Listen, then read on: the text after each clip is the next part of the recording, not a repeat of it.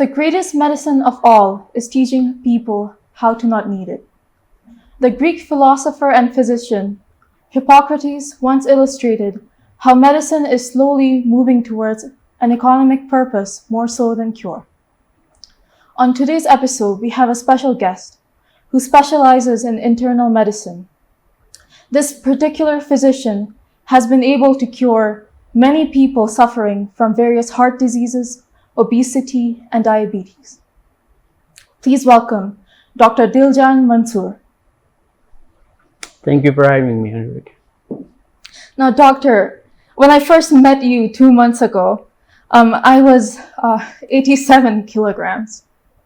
Since then, under your guidance, I have lost about 7 whole kilograms, and I couldn't be more grateful for your aid in my health. The interesting thing about my journey is that, and the journey of many of your patients, is that you put a very special emphasis on this particular component of our diet, protein, all over everything else. I really want to ask this question. Why protein? Many people in our country consider it to be one of the causes for weight gain. So I was really surprised to find that having a diet mainly consisting of protein was actually helping me gain back my health. Thank you. I think, Anuricca, this is a very interesting question you raised today about protein. I think we are, when talking about our society, we are a protein-deprived society. We are totally deprived of protein. Mm-hmm. So almost everyone has heard the word protein. But if you're going to ask the question, what is protein? Barely anyone will answer you what is protein. So I think we need to understand what protein is, what is the function of protein in the human body, and why we really need protein. So if we see the scenario in our society about protein, people are so scared. We actually, when talk about protein, people think that if I'm going to eat protein today, I might die tomorrow of my kidney disease, or I might, as you said, I might get a lot of weight because if I take a lot of protein. So this misconception about protein and the myths about the protein is like entangled in our society. So we live in a society where parents they're not scared to buy a Kinder Joy chocolate to their kids, but they're scared to give an egg to their kids because they think it might raise their cholesterol, or they might die or wind up being a heart patient. So what is protein actually, and why we need a protein? So when we talk about a protein, if I'm not mistaken, we all study in grade 8. The proteins are the building block of muscles, right? So yes. I need to correct it here. Proteins are not only the building blocks for muscle. Proteins are the building blocks for every tissue in your body. It's for every cells in your body. It's not only help build and repair your muscle, but it also help every tissue and the cells in your body to repair and build. So can you imagine a life without a cell and a tissue in a human body? No. Can you think of being healthy without, for example, there are 4 tissue in the human body. Nervous tissue, and there's the muscle tissue, then there is epithelial tissue, and then so when we talk about these four type of tissue, and they're sub-specialized tissue, even in order to function properly, your body need protein, every cells and organs. So even in order to communicate, your body needs to communicate. There's a communication, or we call it messenger. Even your cell, your tissue, and your organs, in order to communicate, they need a protein. So technically, proteins are not only a building block of a muscle, but it's a whole body tissue. A person cannot survive without protein. If I'm going to tell you how long a person could survive if we completely abandon his diet from plant protein and animal protein, he barely could survive for 6 to 7 months, and he's going to die. He's wind up dead in a hospital. So when it comes about protein, why are you so scaremonger? It's all belief on a school thoughts, and it's lack of knowledge and awareness about the protein. So as I was talking, it's not only the building block of muscle, but also it helps your tissue, your bone. A lot of people think the bones are made up of calcium, but even your bone, there are a lot of matrix in your bone, you need a protein. Even every tissue in the body need a protein. So if I put it in a very similar way, what has happened, there are a lot of hormones in the human body, there are a lot of peptides in the human body that need protein. So if I could make it more simpler, let's begin with the muscle. So every muscles in your body, in order to build and repair, you need protein. Your bone need protein in order to get bigger and stronger. So if you technically, even the hormones like testosterone hormones, all the steroid hormones, they need protein to function properly. So once we try to understand why protein is so important, because it's the building block of your body. So the question arises every time, what amount of protein do we need? Or is that protein is really so toxic to us? Or if you see in a general people, protein has been the most demonized macronutrients, especially in our society, because people believe that if you take a protein, you might wind up having a lot of disease. So what amount of protein do we actually need? If I'm going to ask you, what amount of protein do we need? So a lot of people have no idea. They only think protein is bad for you, but they have no idea this all the body functions, your hormones, your peptides, your bone, your muscle. For example, if you got a cut or if you have bruises on your skin, how do you get recovered? You need protein. Have you ever seen a burn patient? Those who are grade 3rd-degree burn patient. No, I haven't seen it in person, but in images, yes. You have seen images, right? Yes. So what we do as a physician, what we do when I was working in a burn unit, yes, when we see a third degree burn patient, do you know what we give them? Protein. 20 to 30 eggs per day. And we're not scared even for a single second that he might die of his high cholesterol. Why? Because I talk about the tissue, epithelial tissue. We need to regenerate. And how do you get regenerated? When you eat an ample amount of protein, your body starts to heal. So even you have a cut, you have a bruises, you have a wound. If you eat a proper amount of protein, it will heal very faster. So these are the benefits of protein I'm talking about. What actually happens if your diet is protein deficient? If you're not taking enough protein, how can we know that you're not taking enough amount of protein? So let me put it very simple way. The first thing we need to know, how much protein do we need? The first part is, according to RDA, the recommended daily allowance for protein for a male is 56 gram per gram. And Yes. for a female, it's a 46 gram. But how do we determine that in actual food? Because majority of us in the general public don't really measure our food by grams. We just recently started calculating calories. Exactly. So when it comes about protein, an egg have 5 to 6 gram of protein. So it's very easy to understand. If you're going to take 6 eggs, you have 30 to 25 to 30 grams of protein in your diet. If you're going to take 100 grams of meat, you'll have 24 to 30. 24. Speaking of eggs, there's a very common misconception that I've heard of, and I also personally believe this for quite a while. The yellow part of the egg, the yolk, apparently it contains 90% of the cholesterol within the egg, so it's best to avoid it.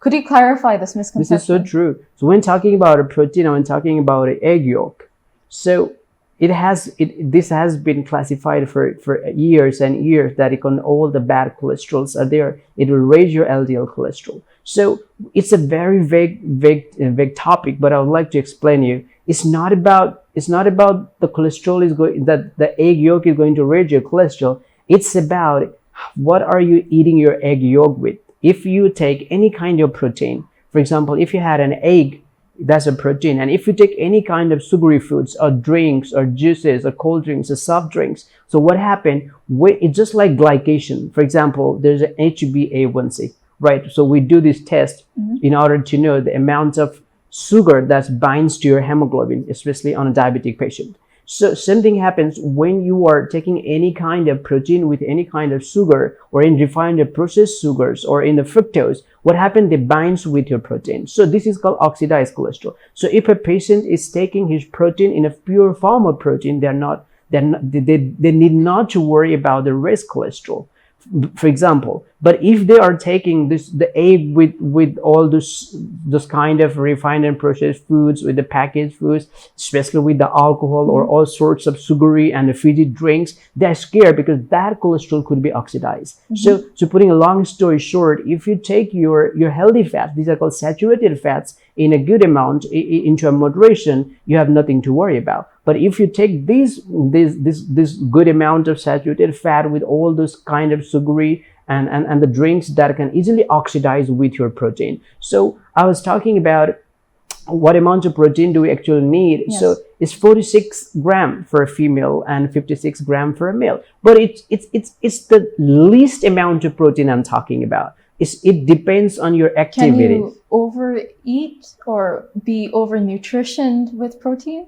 Sometimes you do, but in that case, you need to take your protein like you're taking 2 to 3 grams of protein per body weight.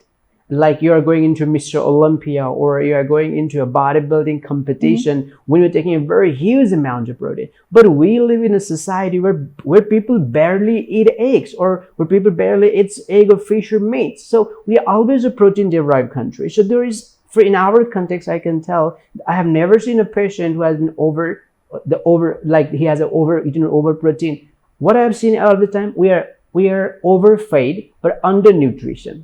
Most of the times, you might consume 6,000 to 7,000 calories, but you could be still undernutrition because you're not taking the good amount of fats, the good amount of protein, or the good amounts of all the macronutrients you need. You go to a pizza burger, or you go to have a burger, you have a whole large burger, you could have 200-300 calories in a day just with a one meal. And you can have this meal 3 to 4 times a day. A person can have 6,000 to 7,000 calories. Still, that person will be nutrition deficiency. So that's why I say that's very shocking. Exactly. That's what I say. Our kids are overfed, but they're undernutrition because the parents need to learn the importance of all 3 macronutrients like protein, fats, and all these macronutrients. The parents need to have a good education about what kind of it. Let me tell you, have you heard about a chocolate called Kinder Joy? Yes. Kinder Joy. You might have it sometimes. Yeah, I had it plenty of times. Yeah, plenty of times. So when you take a Kinder Joy, even parents are so happy to buy a Kinder Joy to their kids. But when it comes about a protein, they're so scared because that's how the meat has been circulated in society. So now when I'm talking about the importance of protein, so what happened? You are protein deficient. What happened? You lose your muscles. That's a very good question. The first thing I want to tell you, especially in our context, when a person have a protein deficient, the first thing that happen, they start wasting your muscle. There's a disease called kwashiorkor. It's like a kid, especially in the children, they're having a very adequate amount of caloric intake. They have a very good amount of caloric intake, but the lack of protein. So what happened when you lack of protein, you start getting swelling and the edema. What happened? Your tissue will retain a lot of water. It retain a lot of water, so you couldn't excrete them, and you become very swollen. So there's another disease called marasmus. What happened? Both. You're deficient in the calorie and even in the protein. So that is called marasmus. So you see the small kids, especially in the rural area, they will have a very swollen feet, swollen legs, and their abdomen is protruded because of the protein deficiency. So these are for the children. So when talking about a general population, how do you identify a person is protein deficient or is having over protein? In our case, I don't think, especially in country like Nepal, we are not over protein because we are protein deprived society. So, but I can see almost everywhere. You say that we are protein deprived.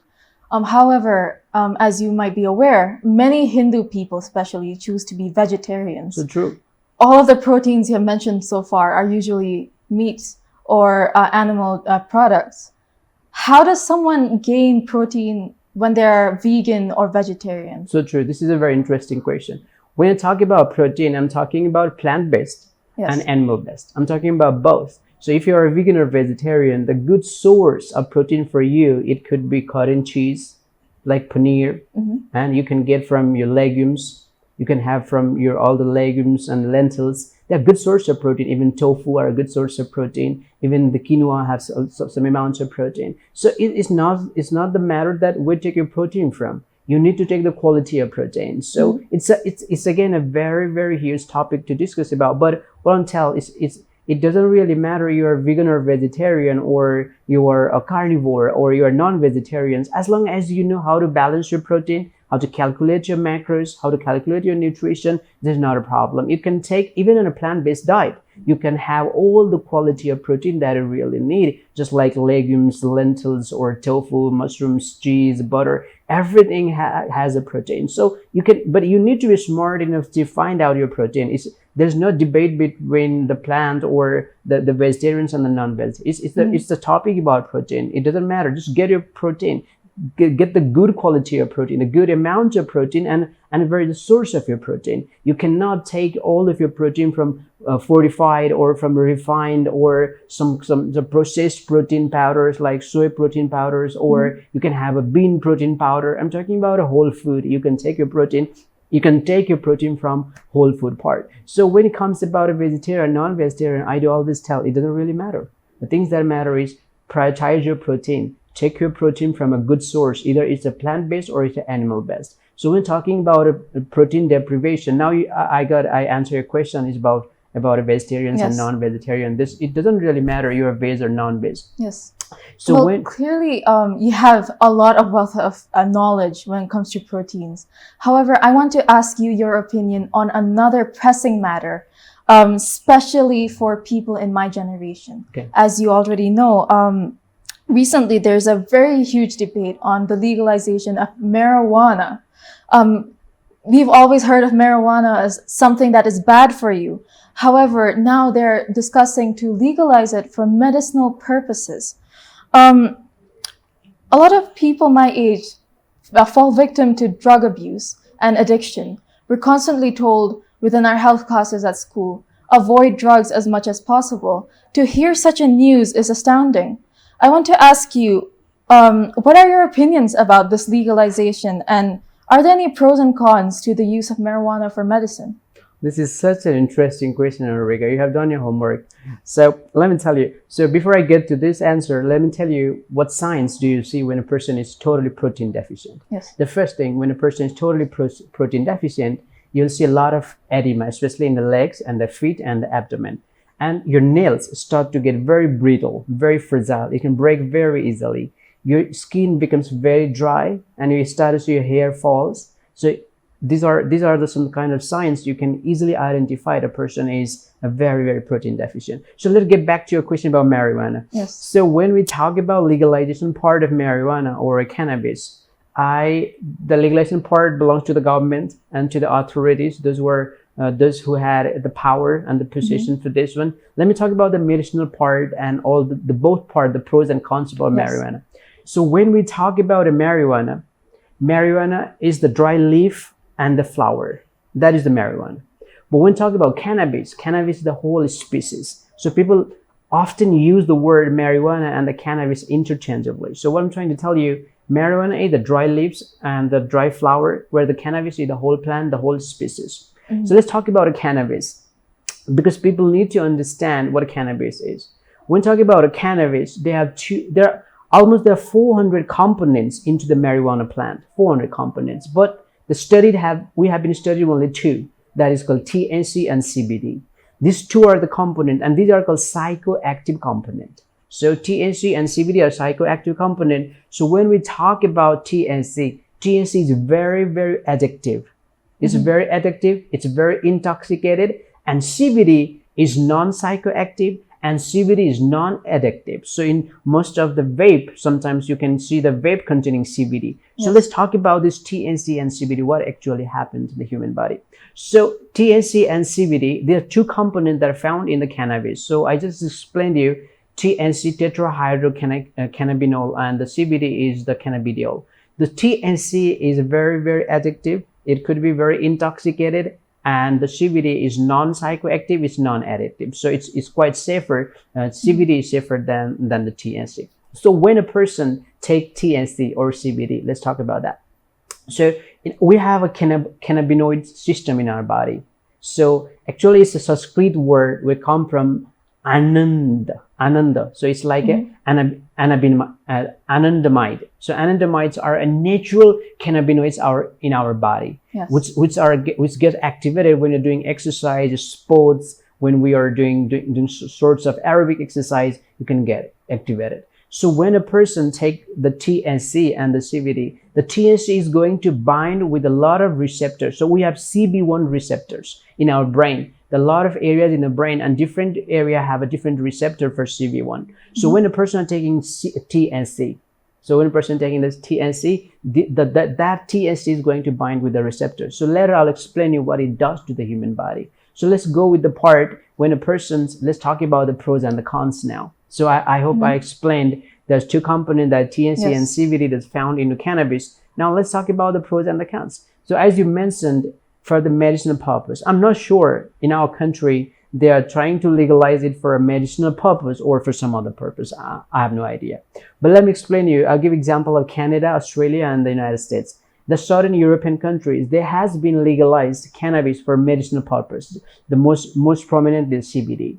So there are certain conditions where cannabis work like a magic.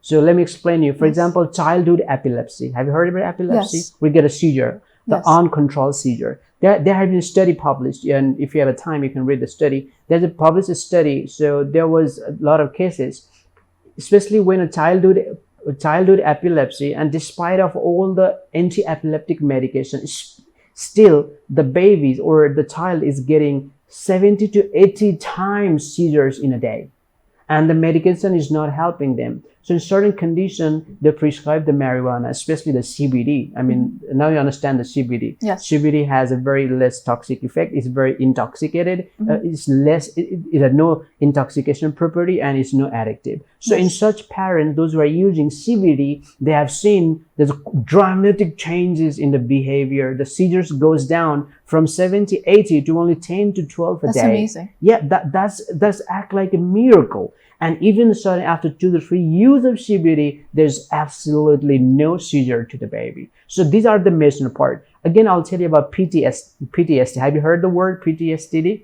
Yes. It's Post-traumatic syndrome. Very good. Post-traumatic stress syndrome. So what happened here? There is another cases. Sometimes they are in so much of pain and they cannot fall asleep. So even legally, the doctors will prescribe you cannabis in order to fall asleep. So a person who are totally sleep deprived, and that is consequencing a very negative impact on the health. So in such cases, if you're all anxiolytic medications, you're all SSRI, when they're not working, and a person is getting very sleep deprived, and in that scenario, doctors are legally prescribing you the cannabis. So this is the other condition. The other condition is that along with the PTSD, and then there is epileptic, and sometimes in order to heal the pain. So there's so much physical pain in the human body, especially to the armies, those who've been to the war, the victims, and they're on high dose of oxycodone and high doses of other painkillers. But are there any cons to this? I'm going to talk about, I'm talking about the pros. So sometimes when the allopathic medications, especially the painkillers, are not working, in that condition, when the CBD is prescribed, the patient feels very, very elated. The pain almost gone like overnight.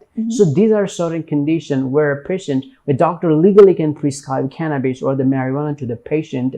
They prescribe over the counter. So the dose is calculated, the risk is calculated when doctor is prescribing you, and what amount of doses you can take and what time you can take. But now imagine what happened if you legalize a cannabis or a marijuana. So it's easily available anywhere. So what happened if you're going to consume it without any prescription, or you're going to consume it without any proper amount, or you're going to with any proper doses? A lot of things could go wrong. So I'm going to talk about this part. Let's talk about it. Yes.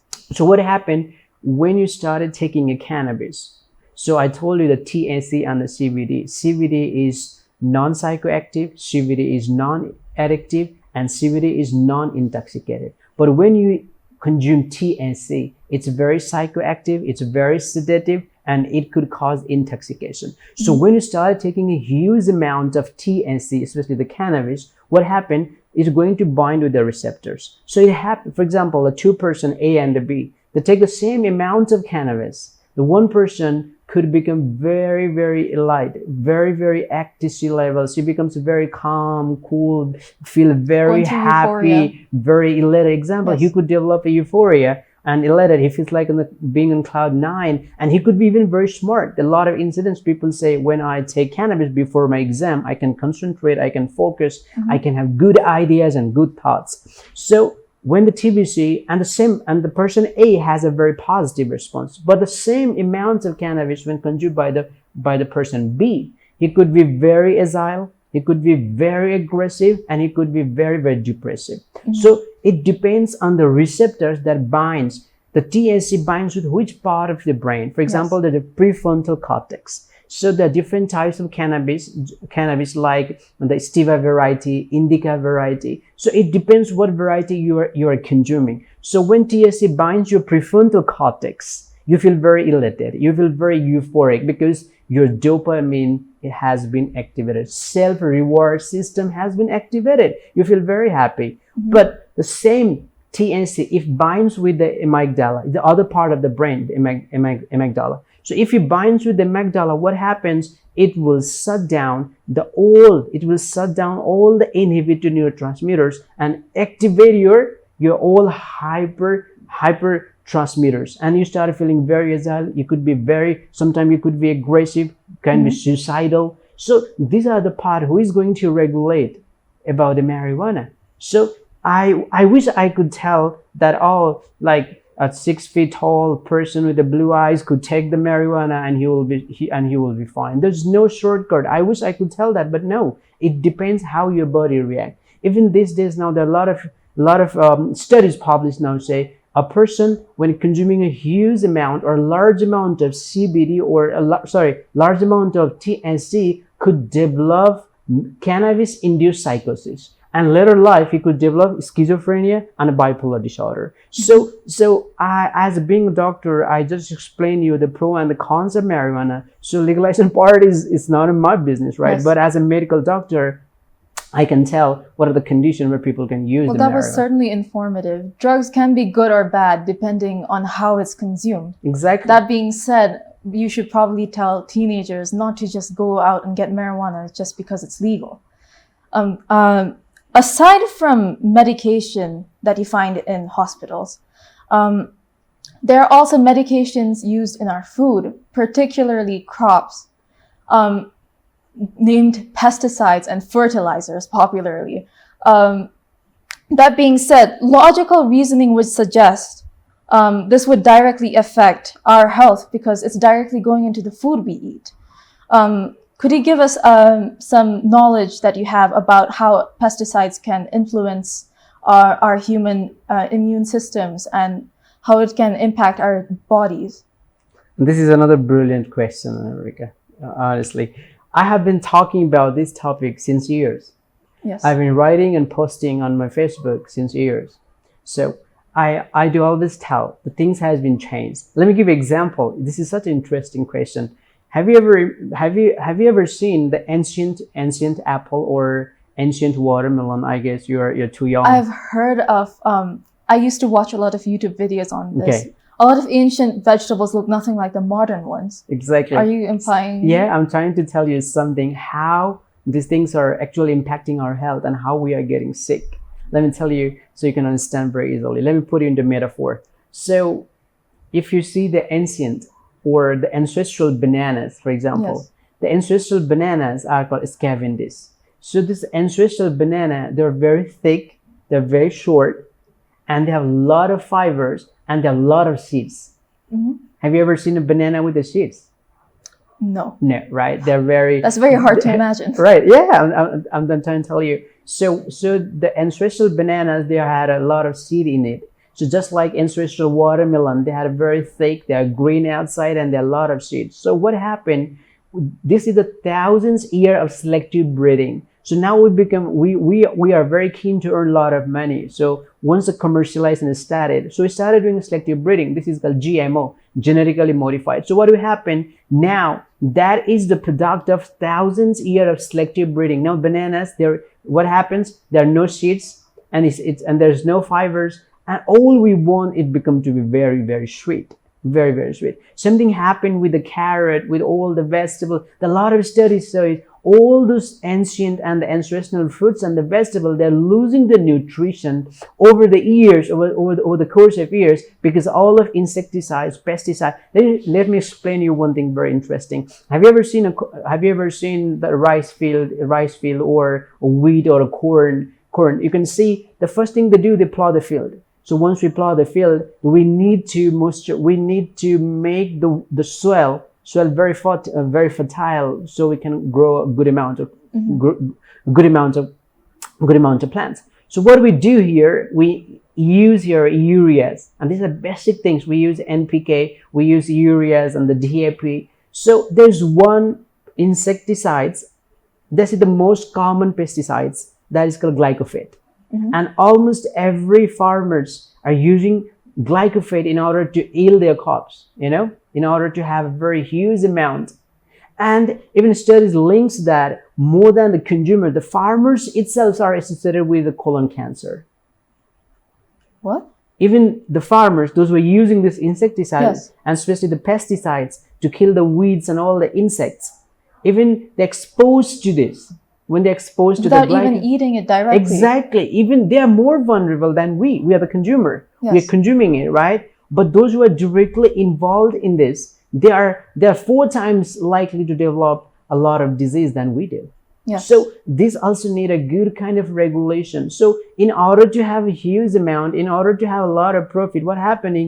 Each and every food that we're eating today has been genetically modified. That has been insecticide, the pesticides, and they're using a lot of chemicals so they can yield a lot of product. Well, that was certainly very amusing to hear about, because these are the type of things that we usually don't think about when we purchase vegetables in the market. Another thing I wanted to ask you about that we don't usually think about is the pandemic of high blood pressure in Nepali society today. As you know, as a physician, many people are now diagnosed with high blood pressure. Could there be a specific reason for this?